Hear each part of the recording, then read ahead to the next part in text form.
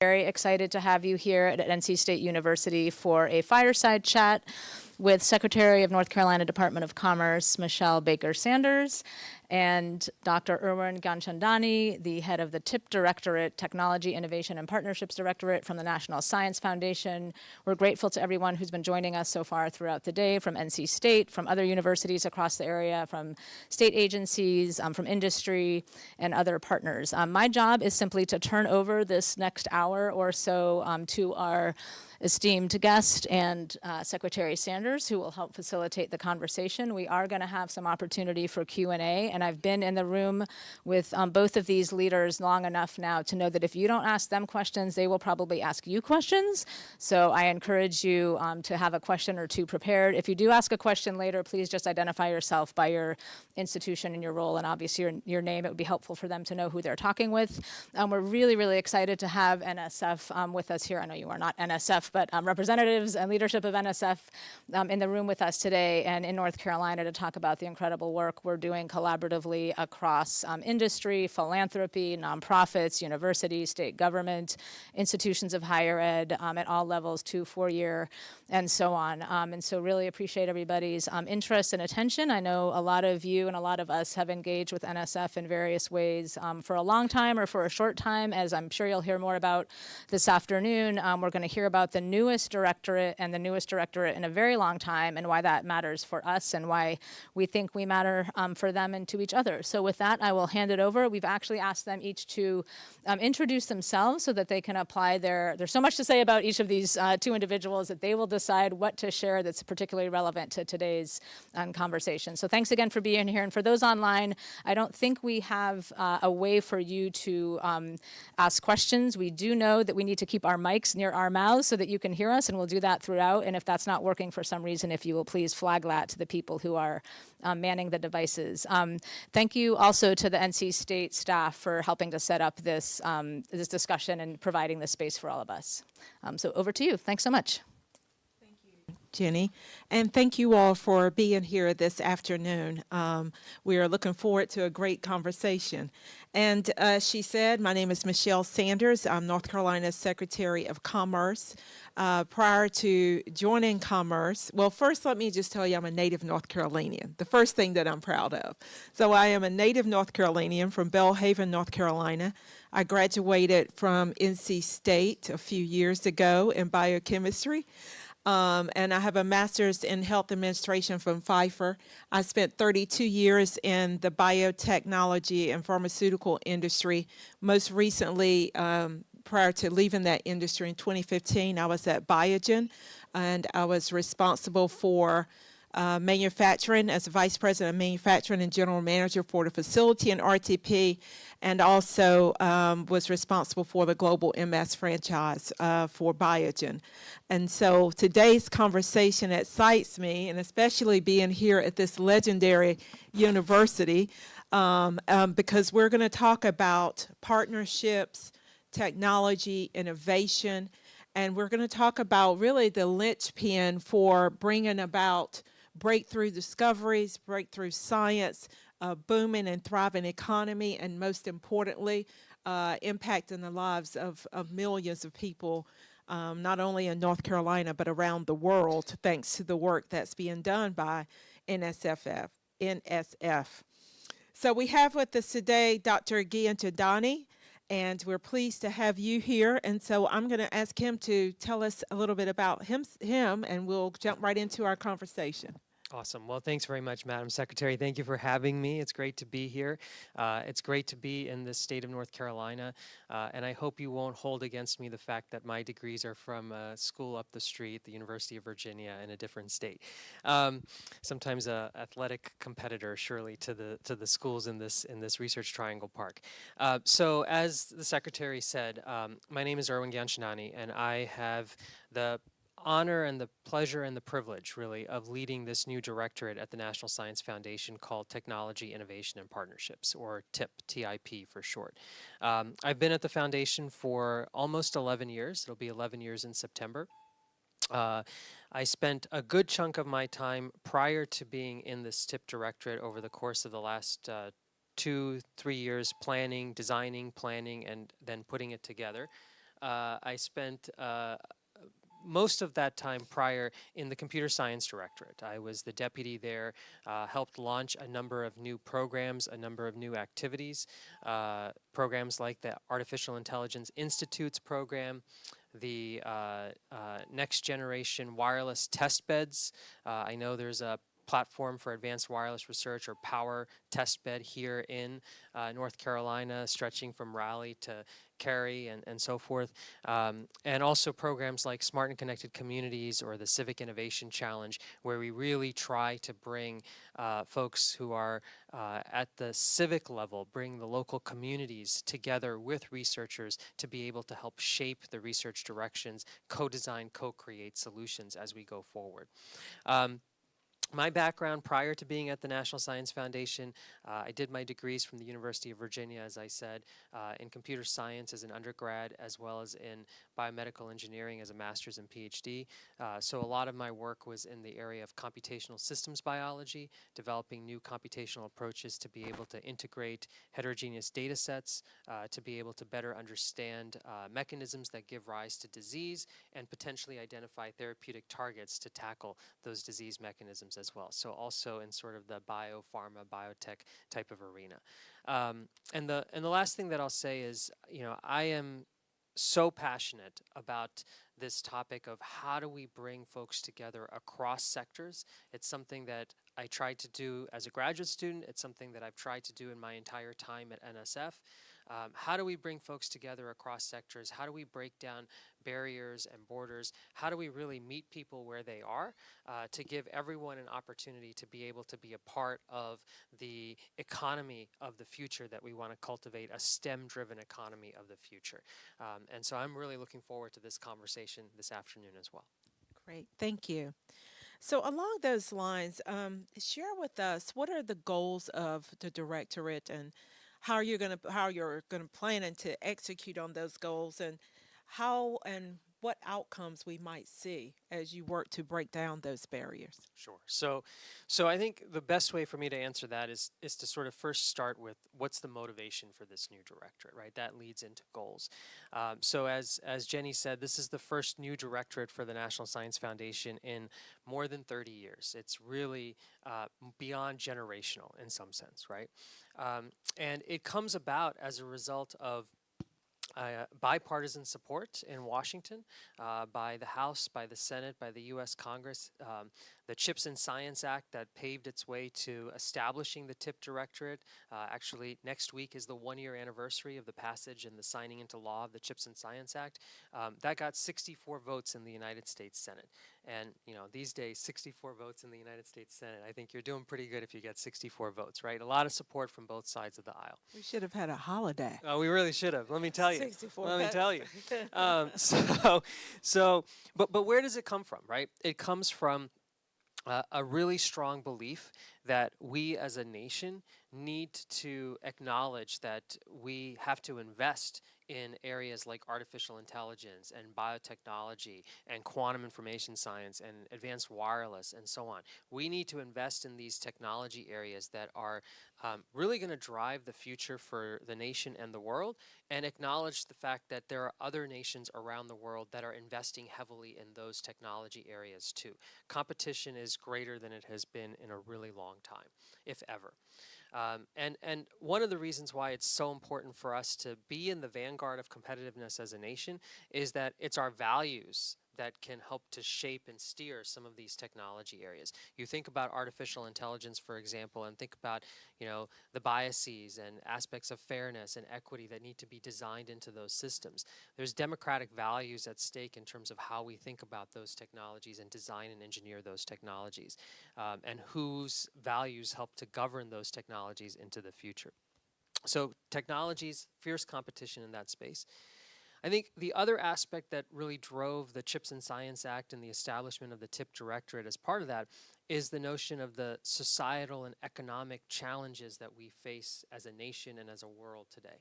Whether it be climate change, we've seen the intense heat, we've seen the destructive storms and so forth, whether it's inequities that were laid bare as a result of the pandemic and everything around the pandemic, inequitable access to healthcare, inequitable access to education and so forth, whether it be critical infrastructure, thinking about our roads and our transportation networks, healthcare systems, energy and critical energy grid applications as well.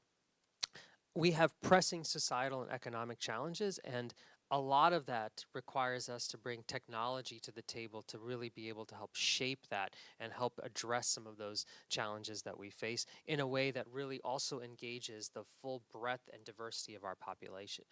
And then I think the third driver, beyond technological competitiveness, beyond the societal and economic challenges that we face, the third driver to a large extent has to do with the engagement of the full breadth of our nation.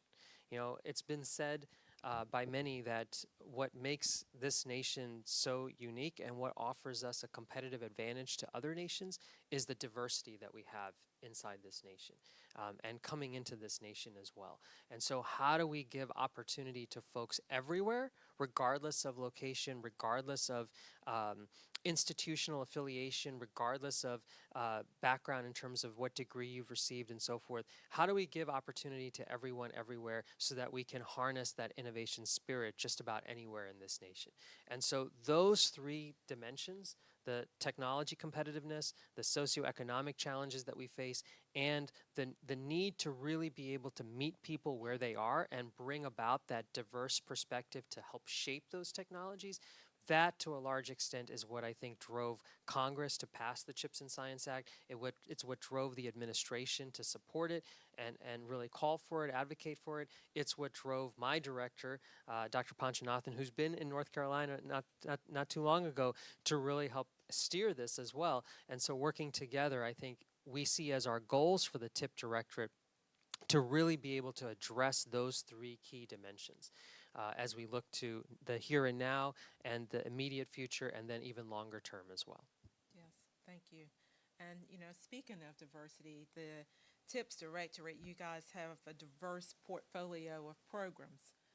Some of those that have been inherited from other NSF programs or elsewhere in NSF, but just how do you see those programs, for example, the Accelerating Research Transition, enabling partnerships to increase innovation capacity, and the regional innovation engines? How do you see those programs working together? Yeah.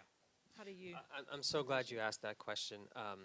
So to me, what we want to do in the TIP Directorate, oftentimes there's a big rush in Washington that you want to create the new shiny object, right? And you want to keep creating new shiny objects. And so we have, as a result, oftentimes lots and lots of different programs, right? And it becomes just very much program heavy and not really back tied to what's the mission? What is it that we're trying to accomplish? What are we trying to really drive toward? And so as we think about programs within the TIP Directorate, we're really trying to stress the notion of the interconnectedness between these programs. If I think about where is there a gap, there's a significant and fundamental gap in this nation when it comes to foundational research, discovery-oriented science, and how we get out of the lab into the marketplace, into society, the impact of that science, right? Bridging that so-called valley of death, right, is where I think we see TIP's sweet spot.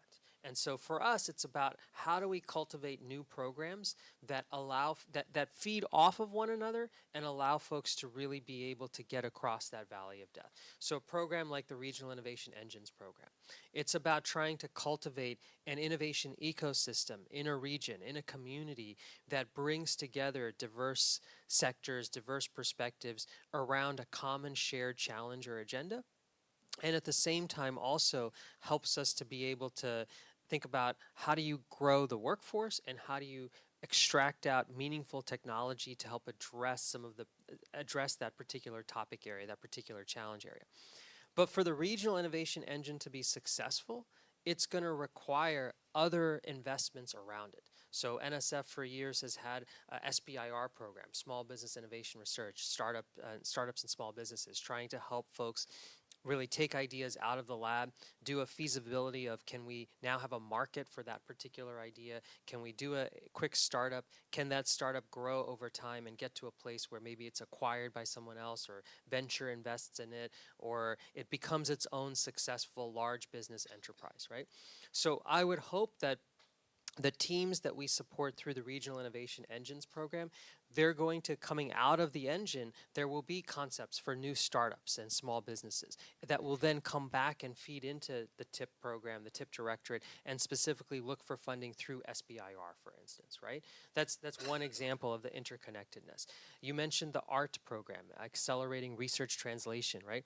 Our goal with the ART program is to acknowledge that not every institution, not every university today is on the same playing field when it comes to translational research, right?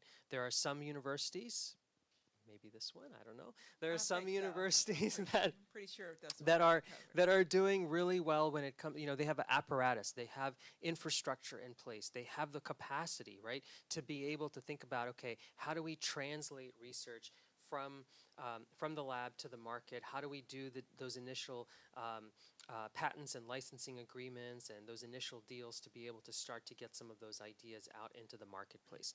But there are other universities and organizations that I would argue are really effective at the foundational fundamental research, but maybe still need some capacity growth when it comes to that translational piece. And so it's our hope that a program like ART can allow for growing that capacity so that now you have an institution that's even more effective in the context of a regional innovation engine, for instance, that allows it to be able to think end to end from foundational research to use-inspired to translational research and repeating that cycle over again because we want this to be a iterative and virtuous cycle. So to us, it's really, we're really trying to think about new programs that feed off of one another, that allow for researchers and students and civic leaders and industry to be able to coalesce together and say, okay, we've had some success, but this is the gap that we now need to address, and this is the program that TIP has that allows us to be able to address that gap. Yes, great. I have some other questions, but before we go on, does anyone have any questions at this time that you'd like to ask? Just to get some breaks in. Yes, sir. Certainly. My name is Darrell Stover. I'm on the faculty in interdisciplinary studies here. I teach science, tech, and society. Do we need to get you a microphone for the audience online? Yes. Here. And I'll bring it back to you when it's finished. Okay, cool. Yeah, my name is Darrell Stover. I teach here in interdisciplinary studies, science, tech, and society. But I also had a program at our North Carolina Museum of Natural Sciences that funds our science museums across the state. But I come to this state from the D.C. area, having had Rita Colwell, former director, as my mentor in microbiology and those sorts of things. My question, and I'm asking it now because of with what you just mentioned about translation. And what I think about is our Centennial campus here. I think of the many campuses tied to biotech and clinical pharmaceutical companies in the Baltimore-Washington corridor and these other hotbeds.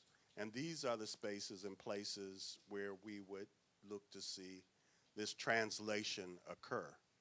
And so I guess for me, what is the next big step? Where are the next big sites? Can we say that truly this can happen in all of these sites, or there are some clear examples of where this is happening in a very robust way? That's the example that I'm trying to get at. Yeah, so that's a fabulous question, and I think you sort of hit the nail on the head in terms of what we're trying to really emphasize out of the TIP directorate, right? So if you look at the investments that NSF has made over decades, and we are proud of those investments, right? As a nation, we should be proud of those investments. You shouldn't just work at NSF or be a faculty member to be proud of those investments. We walk around today with smartphones and tablets. We're taking pictures on those smartphones and tablets. Those devices, the inner workings of those devices, are the result of federal investment in basic research at academic institutions. Many of you in this room know that, right? Having said that, I think that we also recognize that much of that investment has tended to concentrate in specific locations around the country, right? And I see this as a pivotal moment where we have an opportunity to sort of diversify that investment, right? And give exposure to folks in other parts of the country to pathways that allow them to be able to be active contributors to our nation's innovation economy. And so what do I mean by that? So you just said, you know, the Baltimore-Washington area, the I-270 corridor, for instance, is a biotech corridor in the DC, in the DMV region. The Research Triangle Park, I listened to a great presentation this morning from one of your colleagues about biotechnology education and workforce development as a result of the, I think, the unique set of factors that have come together in this state and in this region, from state investment to industry setting up shop here to being able to have the universities and community colleges and technical schools that are all working together to create sort of this innovation ecosystem. So that's absolutely happening in certain parts of the country. That said, I think we also have to acknowledge that every part of the country starts from its own local level context, its own current set of characteristics that come together, right? Over the last year, I've had the pleasure of being in Laramie, Wyoming, and Fort Wayne, Indiana, and in different parts of this country. And Laramie, Wyoming may not be Raleigh-Durham, North Carolina, but Laramie, Wyoming has a set of folks who are really passionate and excited about different topic areas that are germane to their particular region, right? And so everybody starts from a different place. And I've always said that with a program like the Regional Innovation Engines program, the end goal cannot be that everyone's going to be a Silicon Valley or a Kendall Square in Boston or Cambridge, right? The end goal is what's the right end goal for that particular community, that particular region. So just as you gave me examples of Raleigh-Durham and Research Triangle Park and the DMV region and the DC area, we're starting from different places in those regions than Laramie, Wyoming might, or than Fort Wayne, Indiana might. And that's okay. Our goal is to be able to say, give me that local level context, help me understand where you're starting from, help me understand the set of folks who are there today and who could come there over time, help me understand the partnerships that are germinating and the meaningful partnerships that are germinating, and then help me understand where are you going to get to with resourcing from NSF and the federal government over the next 2, 5, 8, 10 years going forward. And so my answer to you is, I think that there are many places in this country that could be the next Raleigh-Durham, Research Triangle Park, DMV, Boston, Kendall Square, Silicon Valley, if only we acknowledge that there is no one unique secret sauce that works for everyone. Did I answer your question? Yeah, thank you. Any questions from anyone on the call, on the line, virtually? Okay, thank you. Dr. Giachandani, I wanted to ask you about, the concept of partnerships is clearly at the front and center of this new directorate. Can you elaborate on TIP's plans to expand partnerships at the education, the industry, across agencies, academia? Talk to us about how you're going about expanding those partnerships, and are there certain types of partnerships that you'd like to see from institutions such as academia institutions? Yeah, so that's totally fair. So I think, let me start by saying that for me, partnerships has to start at home, right? So when I think about partnering, it's, first of all, what partnerships can NSF foster ourselves? Can my agency enter into that, help to accelerate the innovation ecosystem for this nation, right? So oftentimes when I'm out talking to folks, they ask me the question, well, have you been talking to the Department of Commerce and the Economic Development Administration? They have a Build Back Better regional challenge opportunity, and they have these regional tech hubs, Erwin. Are you guys talking to one another? Because your regional innovation engine sounds a little bit like the regional tech hubs concept that's out there, right? Very true. Having said that, I can tell you that we are talking to one another. As a matter of fact, in my 11 years of working in the almost 11 years of working in the federal government, I have never seen a time where I have been engaged, and my colleagues and my leadership and others have been engaged in dialogue with other agencies quite like what we've seen over the course of this last year. Even before we rolled out the Engines program, for instance, the ART program, any of these new investments that TIP has, we have been having conversations with our colleagues at EDA about what we're thinking about doing and how it might jive with what they are charged to do by Congress as part of the CHIPS and Science Act legislation.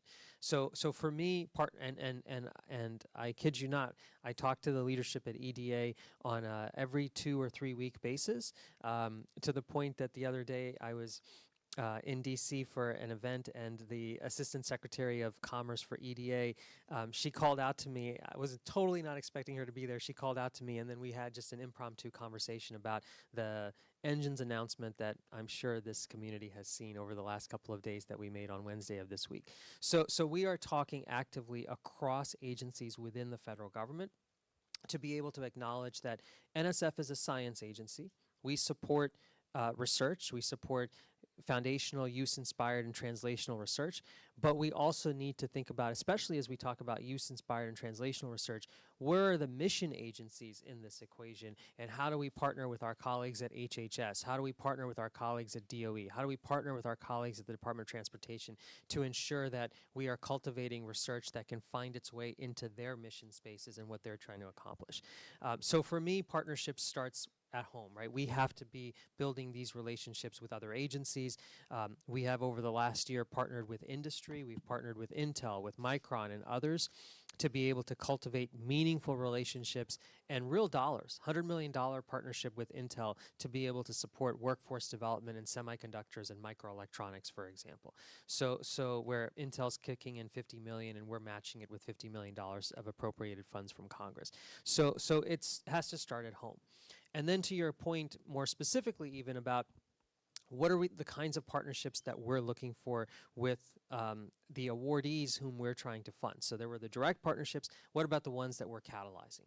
I mean, I can't stress it enough, right? To me, what makes TIP a little bit different, what makes this vision of what we're talking about within NSF a little bit different is that it's not strictly an emphasis on universities and university researchers. Forgive me with all due respect, right? It's about how do we really cultivate the meaningful relationships with local and state governments. It's why I'm so delighted that we're having this conversation this afternoon, right? It's about trying to be able to ensure that we're engaging local industry in those dialogues. And so to me, what makes this most possible, most effective, most successful is when the use cases, the research questions, the problems that we're pursuing, they're germinating from folks who are sort of boots on the ground, experiencing those problems on a day-to-day basis, and can sort of translate that to the researchers to be able to say, here's what we could use help with, and then you bring the researchers to the table and you create sort of an approach that cultivates co-design and co-creation and piloting and prototyping of solutions, and then you repeat that process over again, right? Because it's research after all, and it's going to take some time to get it right. You're going to learn from it along the way and so forth. We've seen that work in sort of small scale efforts. So programs like Smart and Connected Communities and the Civic Innovation Challenge at NSF, where we've tried to cultivate relationships between civic leaders and university researchers to be able to tackle wastewater challenges, to be able to tackle noise pollution in New York City, for example, to be able to tackle lower income housing and energy conservation and energy consumption in lower income housing that ultimately saves families dollars on a day-to-day basis in terms of how much they have to spend on electricity and thus allows them to save a little bit more in their bank accounts for food and other things that they need on the table. And so to me, it's about those meaningful relationships. It's less about how much money did we get from the partner, or what tools or test beds did the partner bring to the table, or what have you. It's more about, is that really a meaningful relationship? And is that meaningful relationship ultimately not only contributing to the output of the collaboration, but it's helping to shape the collaboration from the very start as well. And I surely hope that the partnerships would also, along the way, really engender workforce development in a transformative way. We spend too much of our time, I think, really focusing on learning in the classroom, and we all, including at NSF, could do a better job in investing beyond the classroom in those experiential opportunities that helps talent be ready for jobs on day one. Great, thank you.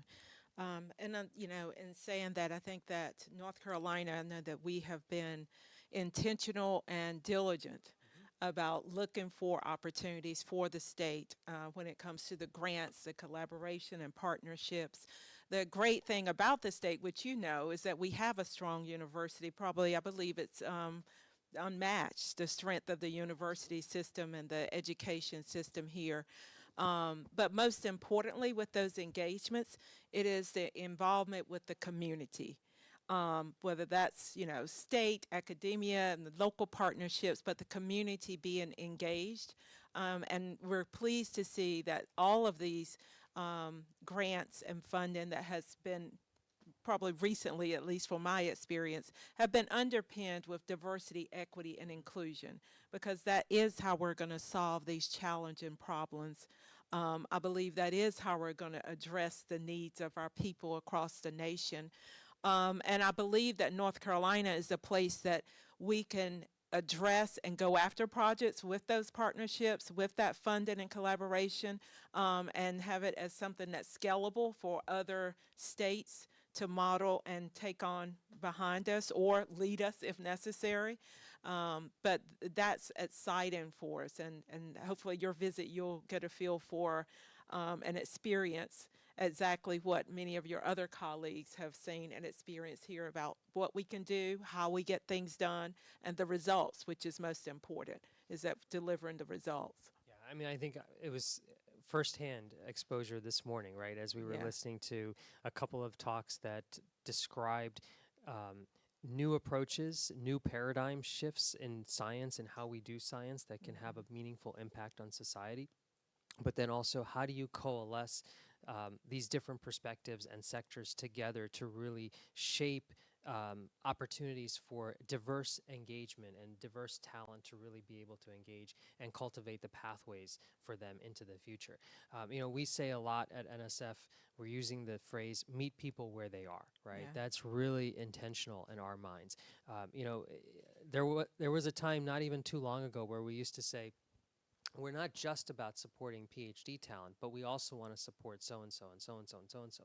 Even casting it that way puts the so-and-so, so-and-so, so-and-so down a little bit, right? And so for us, it's about trying to really rethink how we imagine the full participation of the full breadth of talent that exists, and acknowledging that regardless of sector, whether it's advanced manufacturing, whether it's biotech, whether it's artificial intelligence and so on, you can have an associate's degree, you can have a bachelor's degree, you can have a master's degree, you could have a PhD, you could have done 2 postdocs. You can, regardless, be a meaningful contributor to that area and to the benefit of the region that you're working in as a result of all of that work. And it's why, so I come out of computer science and biomedical engineering. Some of you who maybe are in the computer science space might appreciate this point. About a decade and a half ago, even as recently as then, we were still in computer science building new tools and systems, and then thinking about the cybersecurity aspects of those tools and systems after we had designed them and put them out, right? Well, I think we know that approach is somewhat problematic. And so now today, right, there's a real emphasis on how do you design in security from the very start, right? How do you ensure that as you're developing a new approach, you're baking in the security aspects from the beginning? And so that's sort of, that sort of mindset is something that we've been thinking about in the context of the TIP Directorate in a different way. How do I, regardless of what I'm trying to accomplish, regardless of the program, regardless of the mechanism, how do I design in diversity and equity and inclusion from the very beginning? And it's why even before we launched the Engines program, we did a series of listening sessions with community colleges and with minority serving institutions, HBCUs and tribal colleges and HSIs, to try to understand what are the pain points in being able to engage with NSF or NSF engage with them, and how, as we put out this funding opportunity, could we design it in a way that really makes clear that we want folks from diverse institutions to be able to participate. As a matter of fact, that's why when we put out the funding opportunity, we said we want concept outlines from all around the country, short 2, 3, 5-page write-ups that describe your region, your topic, your partners, and then we're going to publish all of that. Right? We're going to publish all of that because we want to put everyone on an equal playing field. We want everyone to be able to see, oh, NC State was interested in submitting a proposal on biotech, but so is UNC. Right? And so can we get folks to really work, I know you all would have done that anyways, but can we get folks to work together, right, in a meaningful way? So, because there's no point in competing against one another. It's much more about how do we work together and bring our respective resources and expertise, which might be differing. How do we bring that together in a complementary way to be able to tackle that problem and advance that region and advance that region's economy in the long term? So that notion of publishing these concept outlines, so foreign to NSF. Don't even get me started on how much I had. I mean, we have great lawyers, and they were very supportive in the end. But it took a lot to get them to sort of appreciate where we were coming from, because it's different for what NSF and the federal government typically does.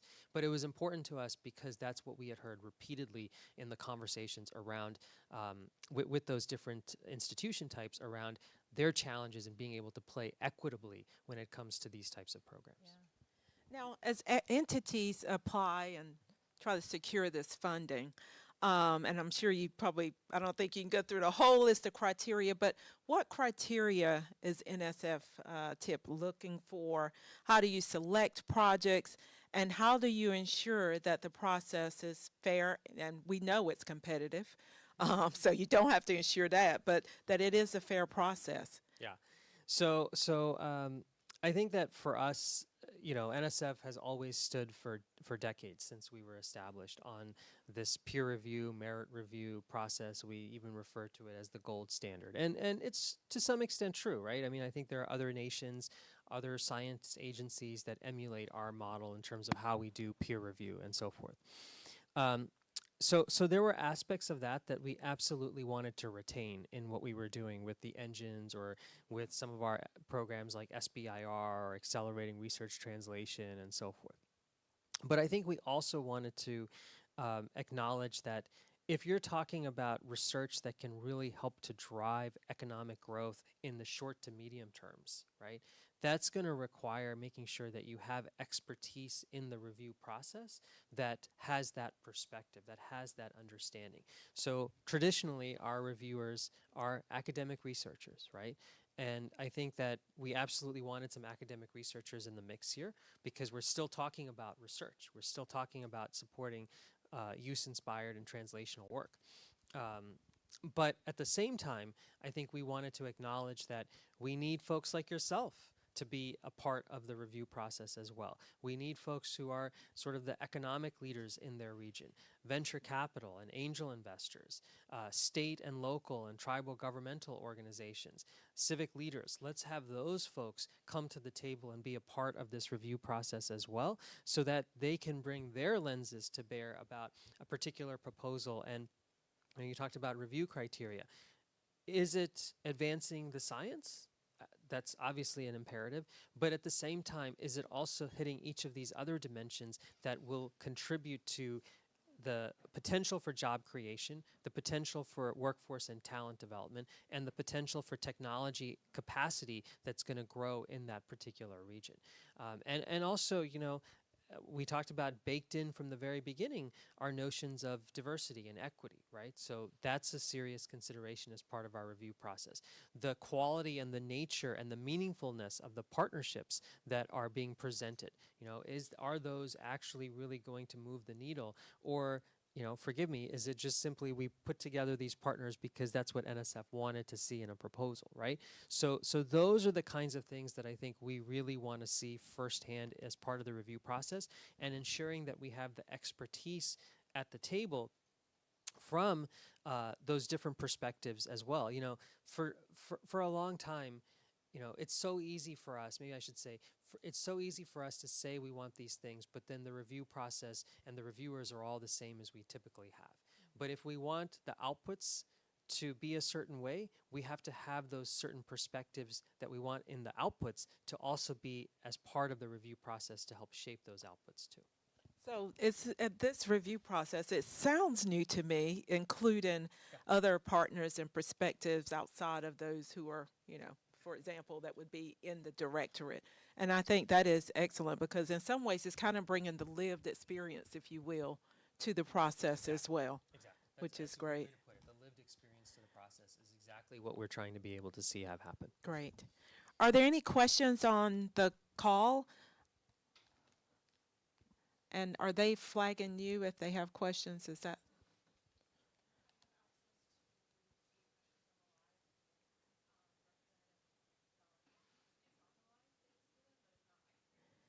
Okay, yeah, that would be fine if you can, either way, whichever works. Yeah. You can take this one. You got one?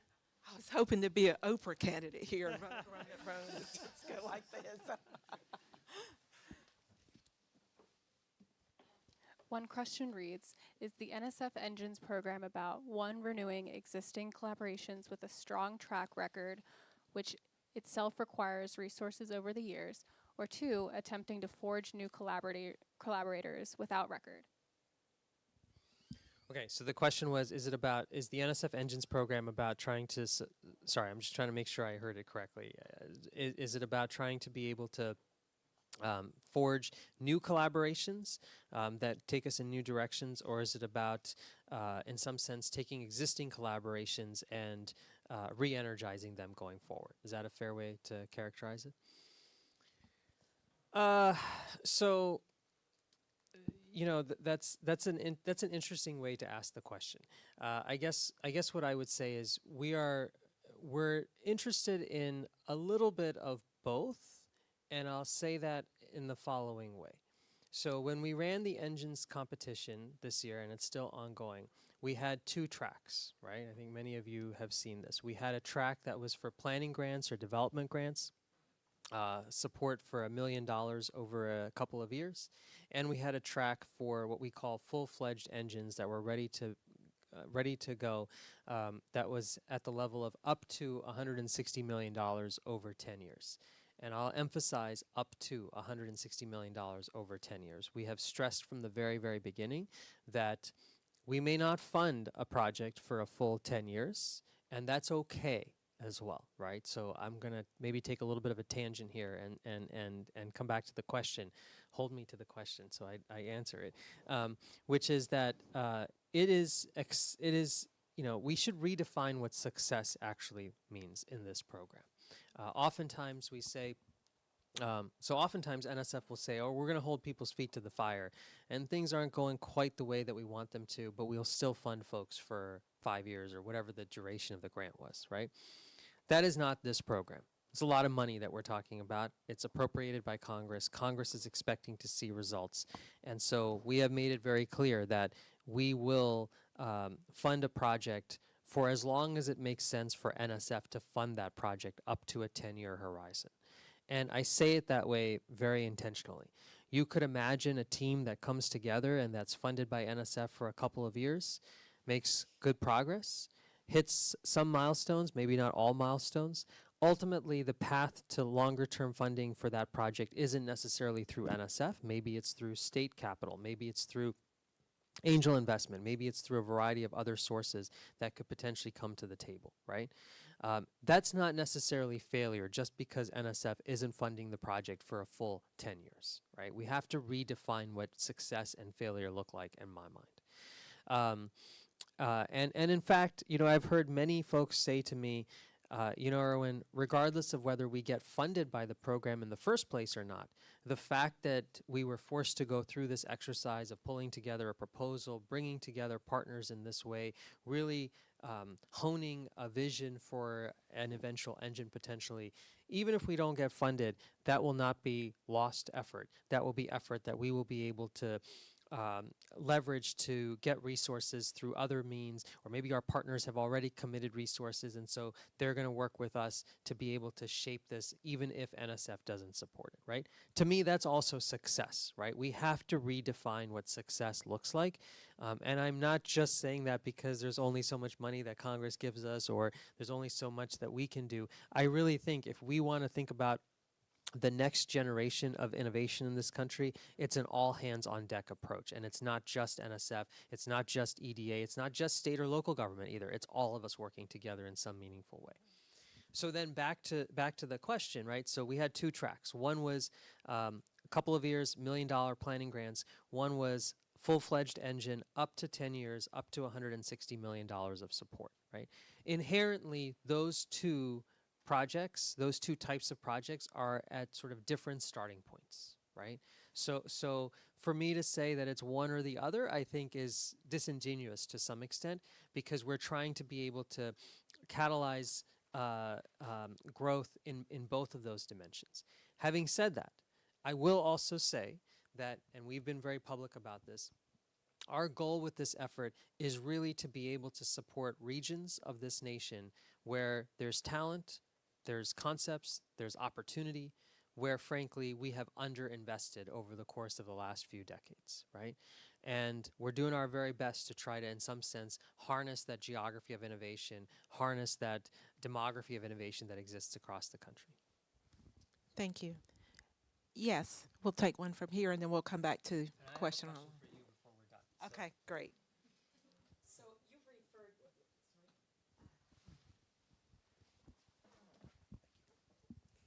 Hi, my name is Carolyn Keith, and I'm from University of North Carolina, Charlotte, the EPIC Center. So I have a question. You've referred to the two tracks, I think otherwise referred to as a Type 1 and a Type 2. We actually are a recipient of a Type 1.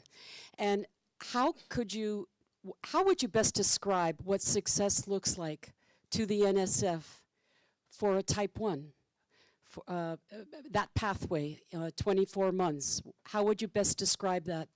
And what would be some of the characteristics that you would like to see accomplished with that funding? Sure. So that's a great question. All of these are great questions. So, sorry, I stole your mic. So with regard to a Type 1 and what success looks like. So first of all, in some sense, you are on a runway for a couple of years and you have about $1 million of resourcing, right? We really view this as sort of as that planning phase, as that development phase, right? To be able to now stitch together the partners that you had pulled together for the purposes of the proposal, really start to take that to the next level, right? So what do those partnerships buy you? What value comes out of being able to bring together this particular company and this particular university? What are the relative sets of expertise that are coming to the table, the relative sets of resources that are coming to the table, to be able to really hone in on what is the sort of thesis for that particular engine if you were to then submit a proposal a couple of years or a year and a half out? What is the topic area that you really are going to dive deeper into? Who are the set of folks and actors who are coming together? What are they going to be contributing to this? And then how do you sort of think about your milestones and metrics of success over the next 2 years if you were to get a funding for an engine, over the next 5 years, over the next 8 years, both in terms of technology outputs as well as in terms of workforce development as well. So I think that's what we're looking to see sort of built out, sort of honing that thesis, that argument, and then honing further exactly what the different players are going to be contributing to help address that thesis and test out that thesis, if you will, over the duration of an eventual engine proposal that comes in. I mean, at some level, again, it's our hope, Congress willing and so forth, it's our hope that a year and a half out, we will be able to run another competition for the engines program, and the planning grants that we're funding now, that we funded back in May, will be well positioned for being competitive for a future engines funding opportunity. Did I answer your question? Thank you. Is there another question on the line? And if there's one more here, and then we will have I your have one question for question you. for me, and then we will close out, I believe. We do have one final question in the stream. The question is, we have a secure smart city project at NCA&T, and we work with multiple companies on parts of the project. Is this a project that could be supported, and how do we approach you to discuss this? So yes, and just drop me an email, right? I mean, that's really what it comes down to. I think the folks who know me in this room know that I try to have a zero inbox rule, so it probably won't be me who actually answers the question at the end of the day, but I will put you in touch with our program team that's looking at smart and connected communities and trying to be able to think about how do you harden some of the research results and how do you start to translate them into that community and test out and pilot out as you do so. So just drop me an email with a little bit more information about the project and the concept.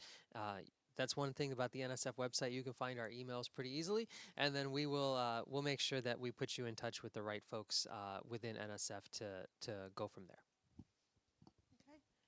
Any other questions here? We have time for one more. Yes.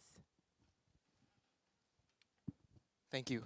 My name is Corrado Harper. I am with Commerce as well, actually. It's my first week, and I just graduated from NC State as well. My question, I guess, would be, as far as you are concerned and the engine is concerned, has there been a challenge that you faced with any skepticism or resentment from these, as you mentioned, historically underfunded communities that you're trying to bring to the table for this discussion, for this new form of research moving forward? So that's a great question as well. And actually, I think it's interesting the way you phrase that. Where you were going with that is not where I thought you would end up. So let me try to answer that in the following way. Have we been met with skepticism? 100%. But honestly, the skepticism has been pretty pervasive. It hasn't necessarily come from just institutions that maybe have been underrepresented. It's also come from institutions that NSF has historically supported pretty extensively. So skepticism runs galore here. I'll give you a couple of anecdotes to just illustrate that point.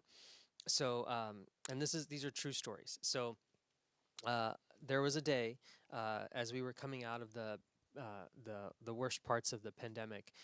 So we were back in the building. Some of us were back in the building, and so I had back-to-back meetings. I had back-to-back meetings every day, like every minute of every day it seems. But that aside, I had back-to-back meetings with a couple of folks from outside of NSF in this particular case. And so the first group comes in and sits down around a round table in a conference room, and they want to hear the TIP pitch, right? What are we trying to do? What's new? What's different about TIP, right? So we have a conversation for about 20, 25 minutes. It's a 30-minute meeting. And then in the last 5 minutes, they clearly were angling for the mic drop. So in the last 5 minutes or so, they say, yeah, Erwin, so we've heard everything that you've said. We see the couple of folks around the table who are part of your team that are here. We hear you. But we have to tell you, you can't do what you're saying that you want to do. Just can't do it. NSF is an agency that's known for supporting fundamental research, basic research. And what you're doing requires going way beyond strictly academic institutions. And NSF can't move that fast to be able to do what you're saying you want to do. So I said, okay, I hear what you're saying, right? I mean, I have thick skin, so I was like, all right, fair enough. I hear what you're saying. That's your perspective. We'll see what the results look like a year from now when we have our first set of engines and when we have our engines finalists, which I have to say I'm pretty proud of where we are with respect to the engines finalists at this point. So so that was the first meeting, right? So I shook their hands. They left the room.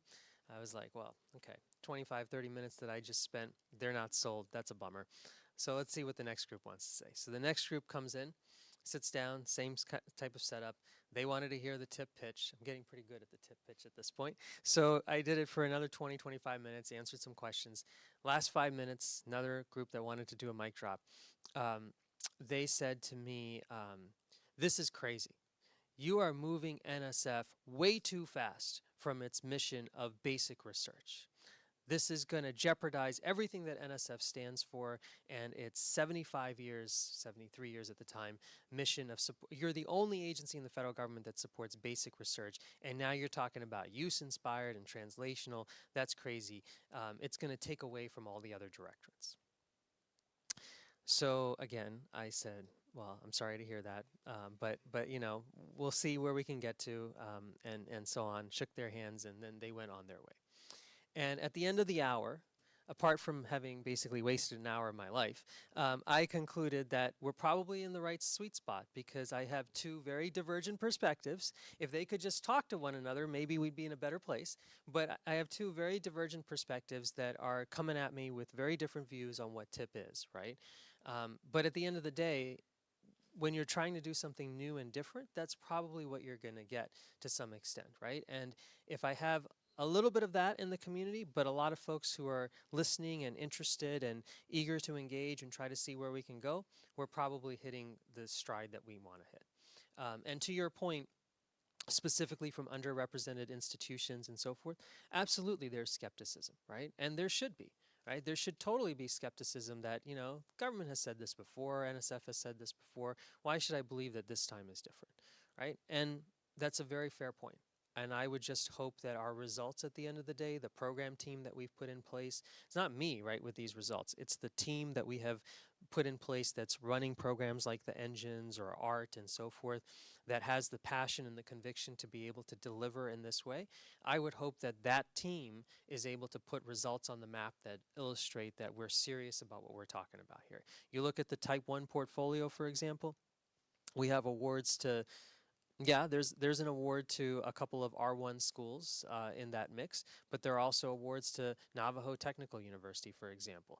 There are awards to a whole host of schools that typically have not received funding from NSF in the past.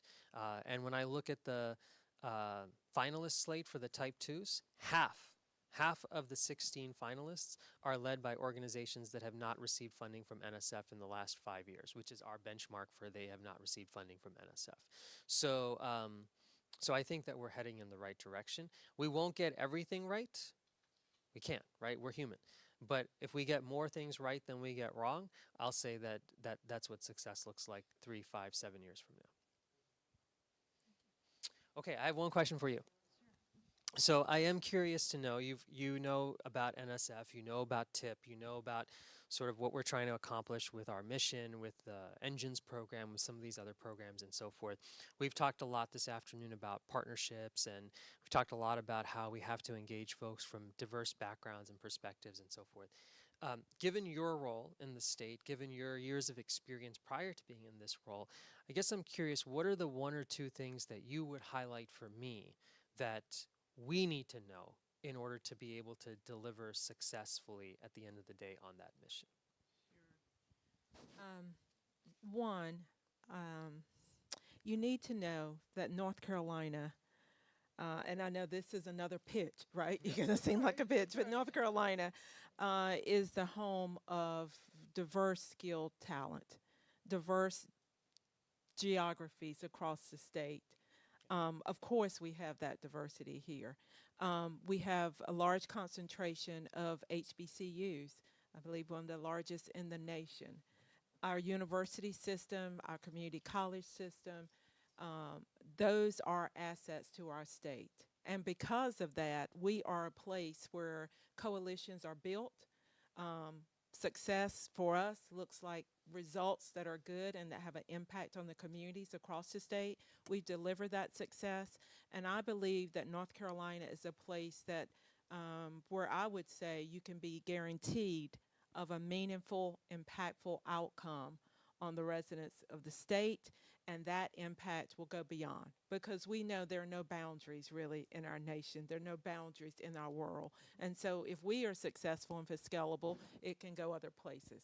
So I say that to say that it is definitely a place where I'm expecting that you will continue to see strong candidacy for funding and grants. State governments traditionally, I don't think, have partnered with NSF. And as you stated, it's been thought of as a place that works closely with academia, supporting research. But at this time, I know that the state and the nation, I believe, is very focused on the societal issues, the economic challenges. Workforce is our #1 priority in this state when it comes to improving the livelihoods of the residents in the state. All of those things align with I'd say, the new pitch that I hear for NSF. And because of that, I believe that the state government and local governments will work even more closely together, and that, you know, the results of that can only be greater, I believe, than it has been in the past. I think that it probably felt like, and I'm coming from industry, it felt like there were silos there to me. When it came to the work of NSF, the funding of NSF, less touch points with government, whether that's local or state government, and at times less touch points with industry, but a lot with research. So I think that this new mission and the directorate is an opportunity for us. And I would like for you to know that we stand ready to partner with you and the team. I'd welcome the opportunity to talk more about that. And there are many different lived perspectives in this state with the 10.5 million residents that we have and the strong infrastructure. We could go on and on about all of that, but the truth of the matter is what you're looking for and what you're solving for is the exact same things that we're solving for as a state government. And because of that close alignment, I think that now, more so than ever, is the best time for us to kind of approach those challenges that you mentioned that we're all grappling with, whether that's environmental concern conditions or climate change. All of that is, you know, I believe grounded in research, and it is going to take all of us, government, academia, industry, to solve the problems and hopefully leapfrog us ahead. Well, it's very well said. Thank you. And I couldn't agree with you more. And I think that one of the comments that you made in particular that really hits home for me is this notion of how do we sort of break those barriers between federal and state too along the way, right? I mean, I think that there's a real opportunity for us to be able to be much more symbiotic in terms of our approach, not just North Carolina, but all across this country as well. Yeah. And thank you so much for being here. We appreciate it. It's so my much. pleasure. Thank you for all. being here. Thank you all for being here. Thanks for the opportunity too. And I look forward to continuing to come to North Carolina from time to time.